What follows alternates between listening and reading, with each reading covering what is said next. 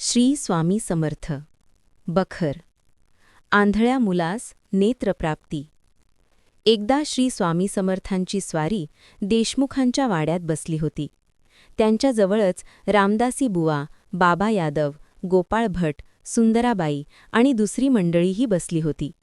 त्यावेळी सुंदराबाईंजवळ एक ब्राह्मणाची बाई तिच्या मुलासोबत बसली होती. शिवबाईंनी महाराजांना प्रार्थना केली.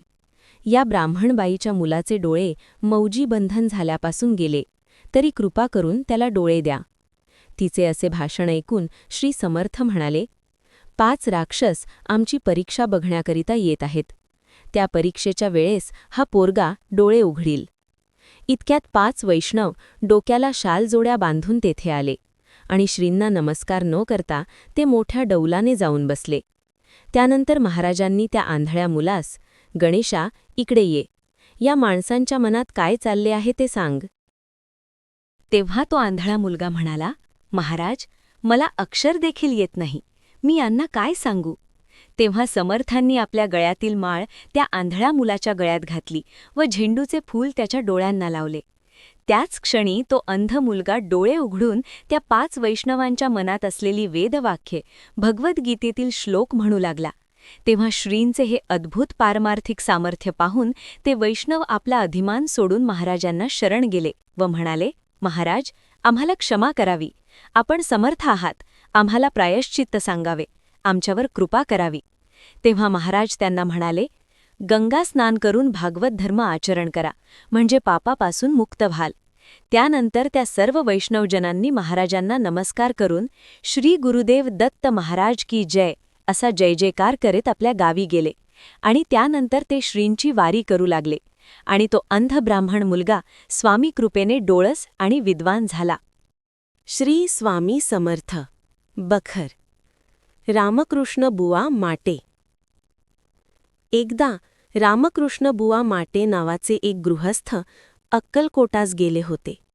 त्यांनी श्रींचे दर्शन घेऊन त्यांच्यासमोर कीर्तन केले, परंतु महाराजांच्या आचरणाबद्दल ते त्यांना टोचून बोलू लागले. त्यावेळी महाराजांच्या जवळ एक महाविद्वान असे मोठे अनुभवी सत्पुरुष बसले होते. त्या संन्यासी महाविद्वान सत्पुरुषांनी रामकृष्ण बुवा माटे यांना असे कीर्तनात टोचून बोलणे योग्य नव्हे, कारण महाराज हे पूर्णब्रह्मा सनातन श्री स्वामी दत्त रूपाने अवतीर्ण झाले आहेत, असे सांगितले. हे ऐकून माटेबुवांना फारच पश्चाताप झाला व त्यांनी संन्यासी बुवांचे पाय धरून मग श्री स्वामी समर्थांना शरण गेले. त्यानंतर पुढे प्रत्येक वर्षी रामकृष्ण बुवा माटे 8-15 दिवस महाराजांजवळ राहून कीर्तनरूपी सेवा करीत असत. श्री स्वामी समर्थ. बखर. अहमदनगर येथील एक ब्राह्मण. एकदा अहमदनगर येथील एक ब्राह्मण सहकुटुंब श्री स्वामी महाराजांच्या दर्शनास आला आणि श्रीगुरूंचे दर्शन घेऊन प्रेमपूर्वक श्रींना विनंती केली की माझी गरिबाची दया येऊन पुडी मान्य करावी. तेव्हा महाराज म्हणाले, भाजी, कडबोळी, क्षिप्रा, आमटी करा म्हणजे पोट भरेल. अशी आज्ञा होताच ब्राह्मणाने गणपतराव सेवेकरी यांना पदार्थांची माहिती विचारली आणि लगेच आपल्या कुटुंबाकडून पूर्णावरणाचा स्वयंपाक उत्तम रीतीने करून घेतला. आदल्या दिवशी सायंकाळी महाराजांचे सेवेकरी आणि गावातील कित्येक मंडळींना आमंत्रण दिले होते. दुसऱ्या दिवशी प्रातःकाळी भोजनासाठी येण्यास श्रींची प्रार्थना केली. सर्व सेवेकरी मंडळी व गावातील मंडळी 2 प्रहरी भोजनास आली. नंतर तो ब्राह्मण लगबगीने महाराजांना भोजनासाठी बोलावण्यासाठी गेला. त्यावेळी स्वामी महाराज म्हणाले, सगळ्यांचे पोट भरले म्हणजे आमचे पोट भरेल. जा, आनंदाने भटास जेवू घाल. त्यानंतर तो ब्राह्मण घरी आला आणि त्याने सर्वांना व्यवस्थित जेवू घातले आणि ती मंडळी देखील तृप्त होऊन तांबूल चर्वण करीत स्वगृहास गेली. त्यानंतर त्या भाविक ब्राह्मणाने श्री समर्थांचे 1 पान, 1 आपले आणि 1 आपल्या कुटुंबाचे अशी 3 पाने वाढून वेगळी ठेवली आणि बाकीचे अन्न रोगी वगैरे लोकांना वाढून टाकले. त्याच वेळी तेथे दुसऱ्या देशीचे 2 ब्राह्मण येऊन भोजन कोठे मिळेल असे विचारले. त्यांचा जीव भुकेने व्याकुळ झाला होता, म्हणून मग त्या ब्राह्मणाने आपले व आपल्या पत्नीचे पान त्या दोघा ब्राह्मणांना दिले. त्या दोघा ब्राह्मणांनी आणखी अन्न मागितले. तेव्हा ब्राह्मण व त्याची पत्नी विचार करू लागली की आता काय करावे.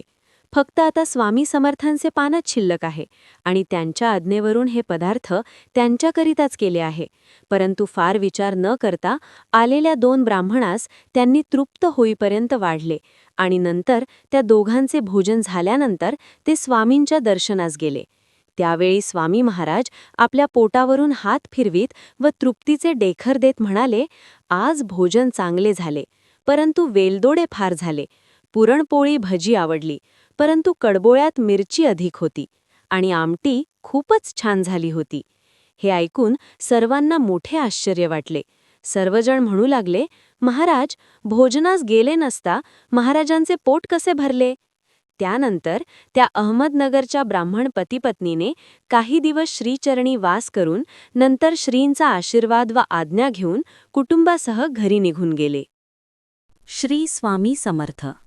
बखर, डाळिंबाची गोष्ट आणि सुंदराबाईला शासन. एकदा गणपतीच्या मंदिरात पलंगावर श्रींची स्वारी बसली असता मुंबईचे काही लोक दर्शनास आली होती.